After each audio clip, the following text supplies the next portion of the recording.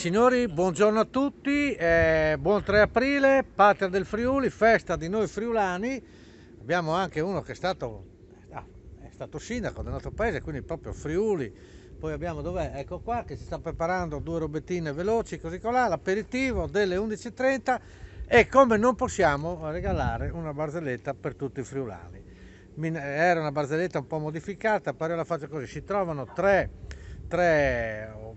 imprenditori, possiamo dire così, imprenditori, uno di Milano, uno di Napoli e un friulano, quindi un lombardo, un campano e un friulano. Allora il milanese a un certo punto, dopo una cena, fa: beh, praticamente io ho una fabbrichetta non grande, però io faccio tante macchine, o meglio faccio automobili, e devo dire la verità, io 5 operai, 500 macchine a settimana, Napoletano, sai, tutti sbalorditi napoletano, ma io invece a Napoli, in provincia di Napoli, ho una fabbrica anch'io di automobili.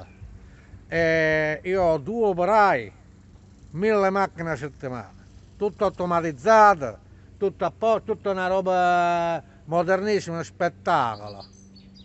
E il Furlan, ma io sono di Udine e ho il pisello di 35 centimetri.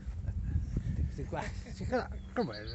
Sì, allora, milanese, allora se dobbiamo dire la verità, diciamola tutta, io sì ho una fabbrichetta, ma faccio soltanto 50 macchine a settimana, vedi?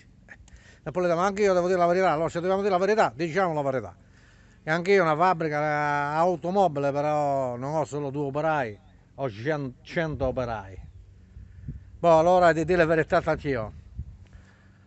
Non sono di Udine, sono di Magnano e Riviera. Signori, ciao, ciao, une robe vergognosissime. Viva il Friuli, viva noi, ciao, ciao, ciao.